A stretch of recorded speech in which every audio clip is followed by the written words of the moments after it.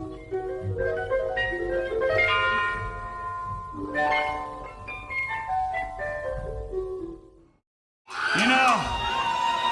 I don't know how many times over the last several years, like 20, my wife would ask me if I missed this, and I would say every fucking day.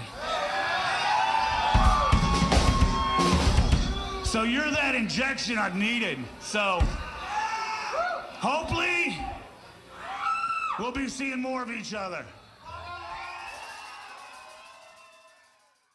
I do want to get, the whole story. I know there's a whole other side to that story. I mean, it was interesting to say the least.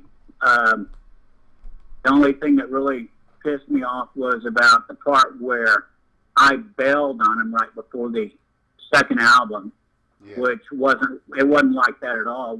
The reason why I left the band is I was just tired of the way certain members had been treated.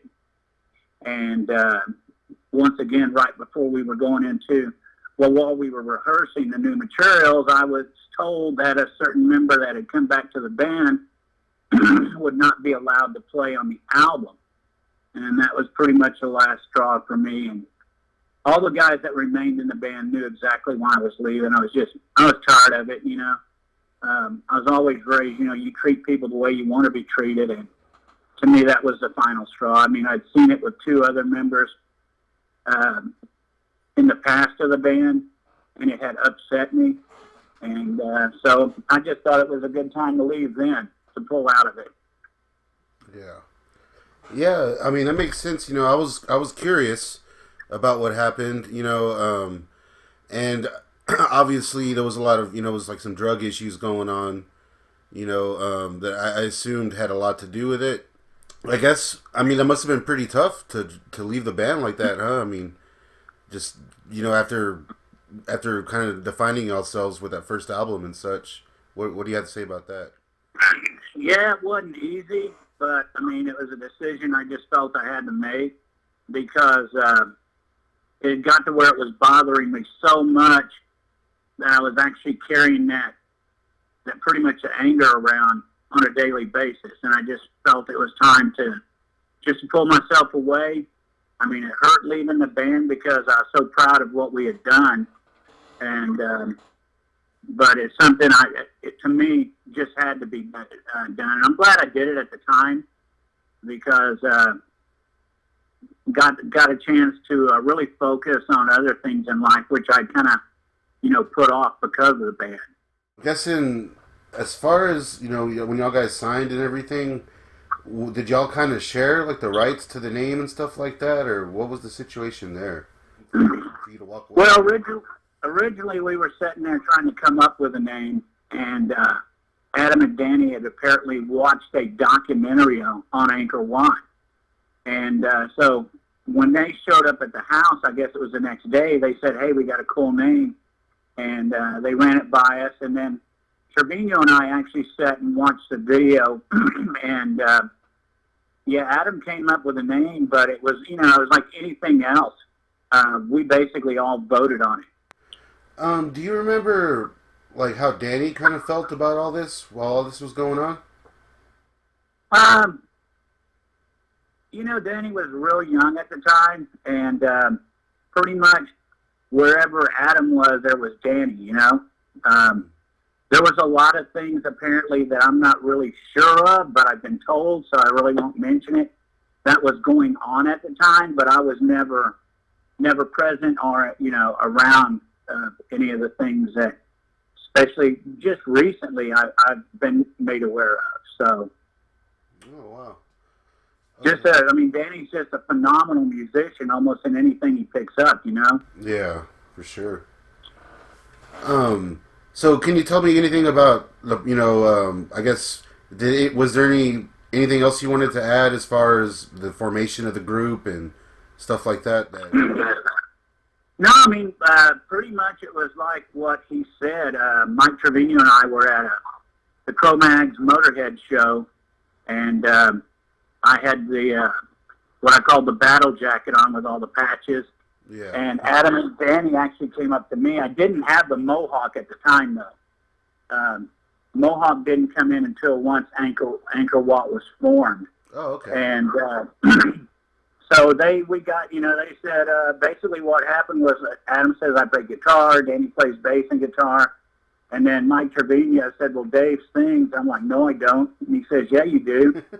So I got home and I told the girl that I was seeing, I go, hey, 2 guys are probably going to come over next week and they're going to bring their instruments and see what we can do. And it's weird because I just purchased a pretty big PA system, which I had hooked up to my 1,000-watt stereo receiver in my room.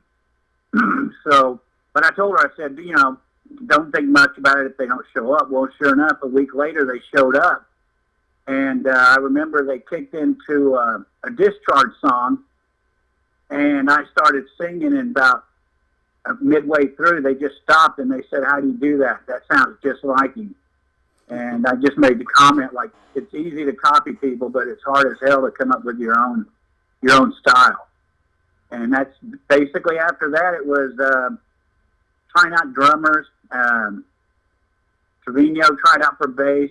And then after that, it was like every other day we were practicing in Danny's bedroom. Oh, awesome. And I'm guessing it was like recording that first album that you started to notice some problems? It wasn't really until, I guess, right before the first album and stuff. But he was real set on wanting to control everything, which a lot of people are, Mm-hmm. And so it was, I could see some tensions when we were actually recording the first album. I mean, we basically stayed up in Austin at, I want to say it was Austin Recording, mm-hmm. and basically lived in the damn studio while the whole thing was being done. And not so much me, but I could tell that along the way, I could see that he was controlling the other members to where, I don't know if well, I'm not going to say trying to stifle them, but you know what I mean? Yeah, like just don't show everything you got, that kind of thing.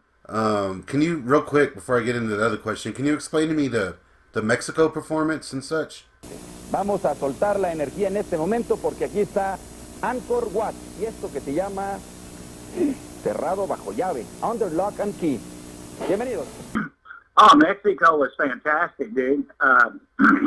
It started off on a bad note because, we went down with, we all rode down with a Devastation. Yeah. And we were going to get a room in McAllen the night before we would fly out to Mexico City. And it turned out they had like some huge convention going on down there, and there wasn't a hotel room to be had. So we went to the airport, and the nighttime security guy was totally cool. He said we could just stay there. So we literally spent the night in the McAllen airport, and it was just us, 2 bands, and the Watchmen. Oh, wow. But, yeah, going to Mexico was way cool. It's a different culture down there. And I remember we had a record signing at some record shop there, and they pulled up, and I could just see this huge line of people. And I got up, and the promoter goes, where do you think you're going? He goes, I told him, I said, I'm going to go out and meet these people. And he goes, no, you're not. You're going to wait till security gets here.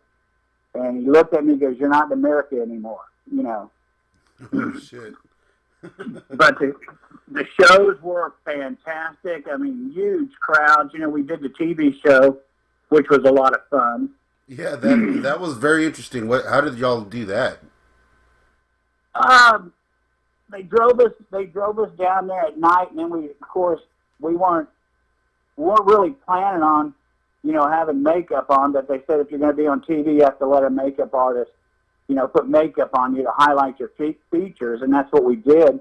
But then they said we had a choice whether we could, mime our songs or play it live, and we chose to play it live right there in the studio.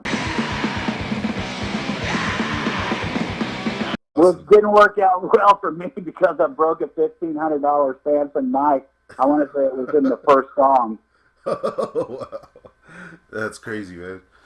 Yeah, those are such weird videos. Like I think they got you guys in Devastation, and it's just like so weird. The announcer and everything, it's like out of place.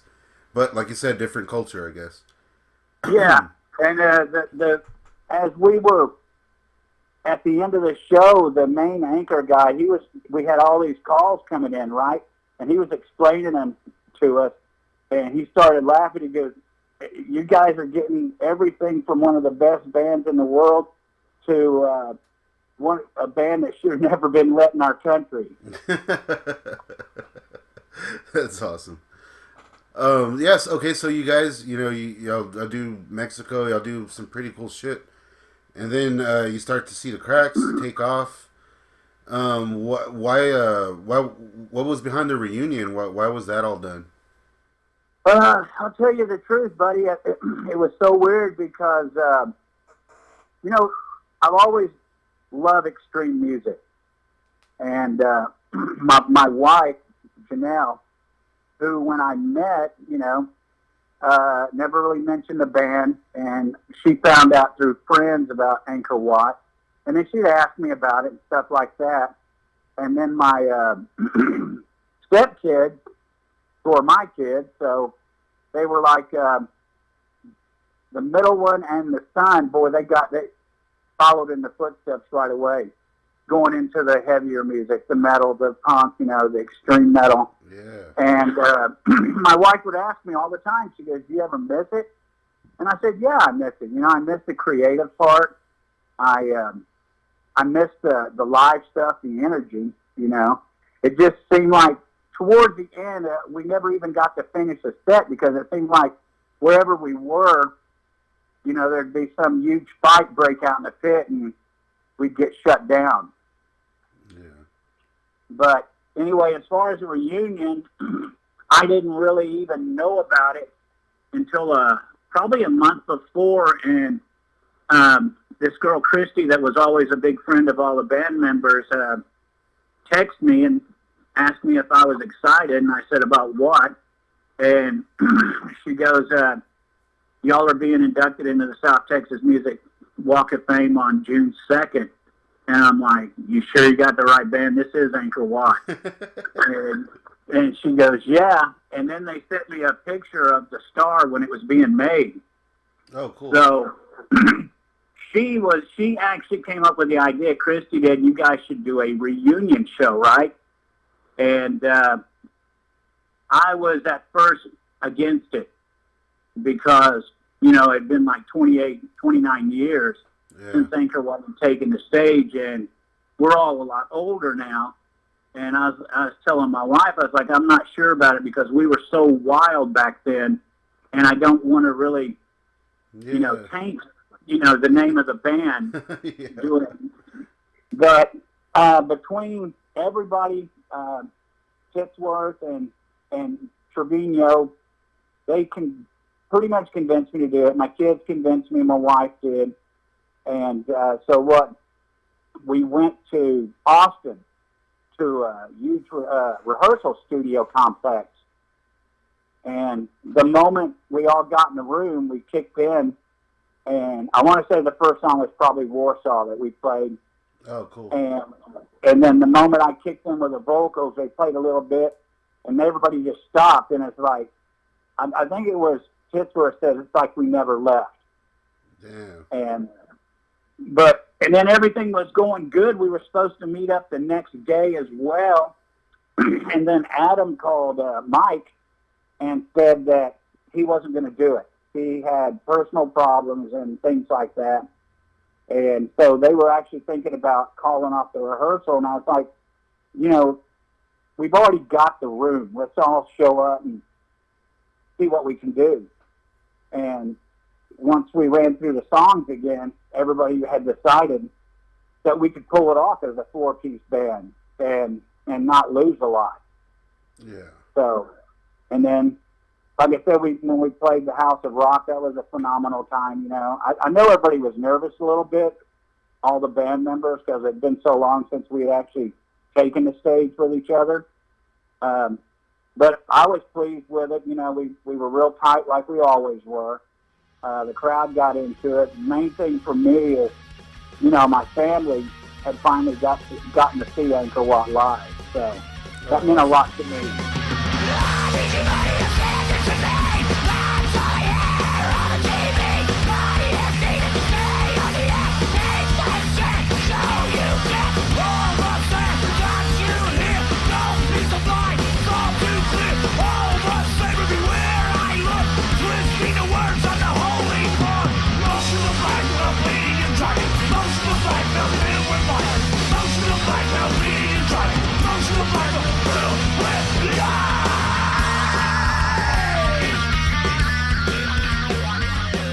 Okay, so Adam was originally involved with the reunion and such.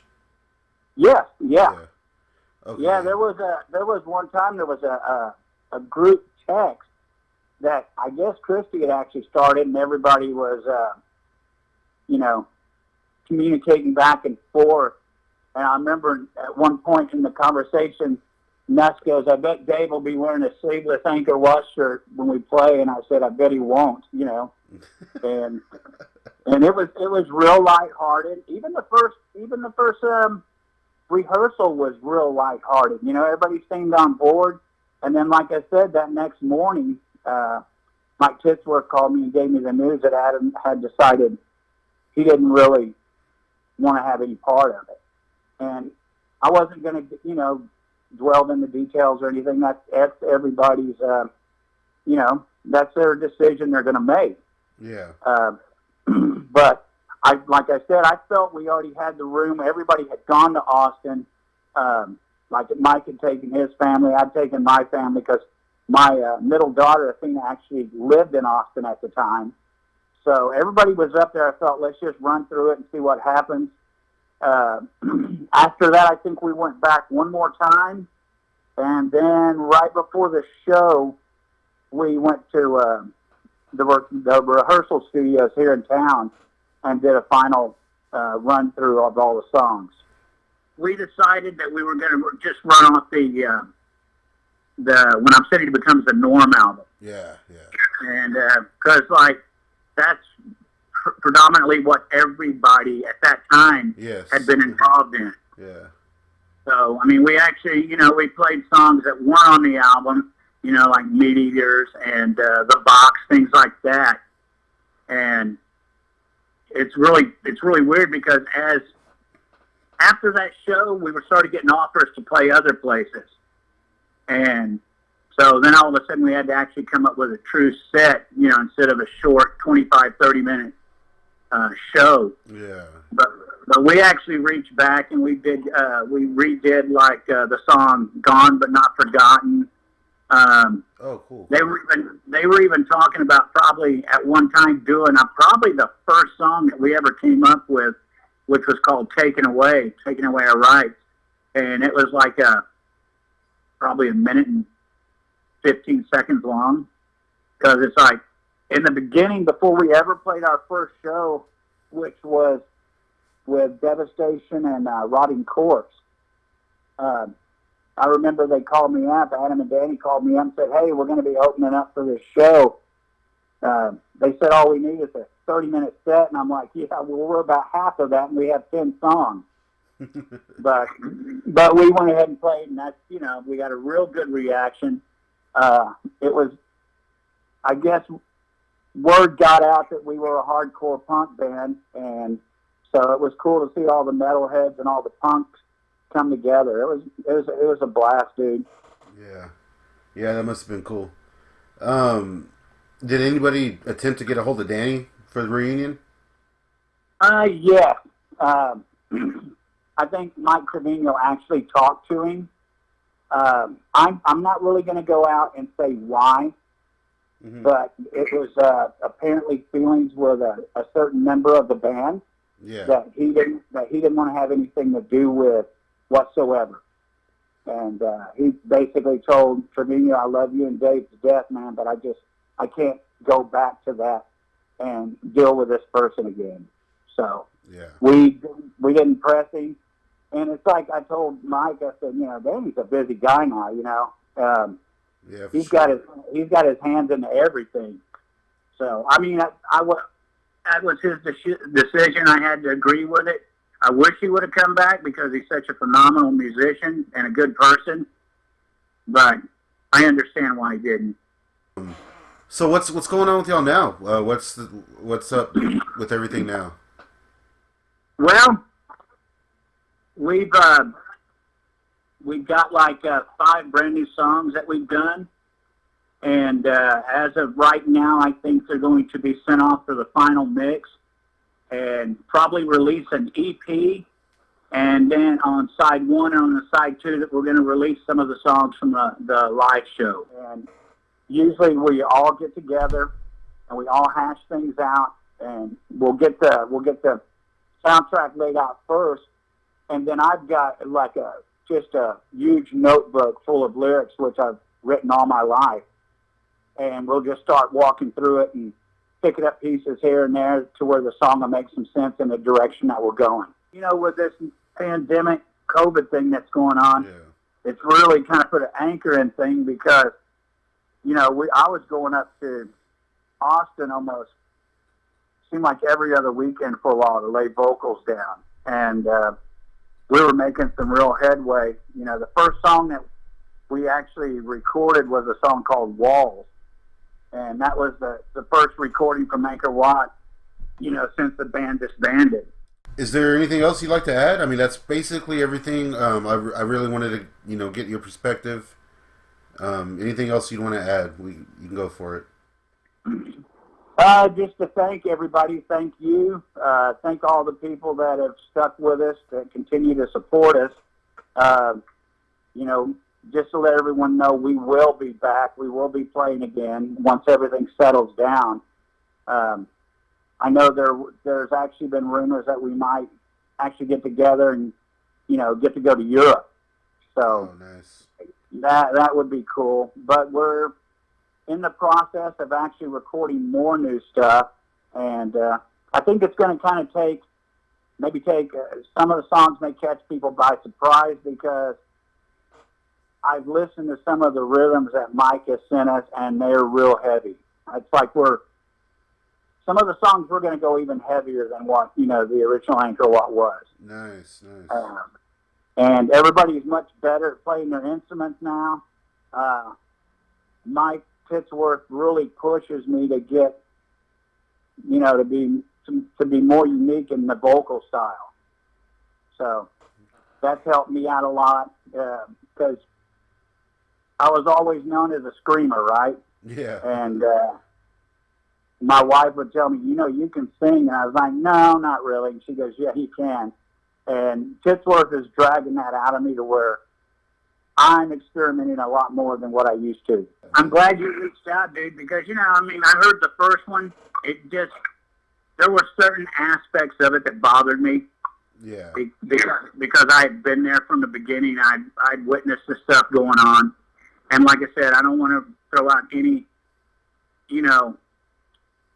arrows pointing one direction or another, but I just wanted to clear the air on some things. Yeah. And that's at one time there were some really bad feelings in the band. So I guess certain members still have that. I've learned to just move on from it, and we'll just see where this takes ANGKOR WAT now. You never know where we might go after this. Depending on what how everybody feels about it and how they're going to deal with, I guess, the fallout of the first one. I know it rubbed other people the wrong way as well. Well, hey man, we're all looking forward to it. I'm sure. We'll all be standing by, dude. All right, buddy. Thank you very much. Thank you. Have a good day, bud. Bye bye.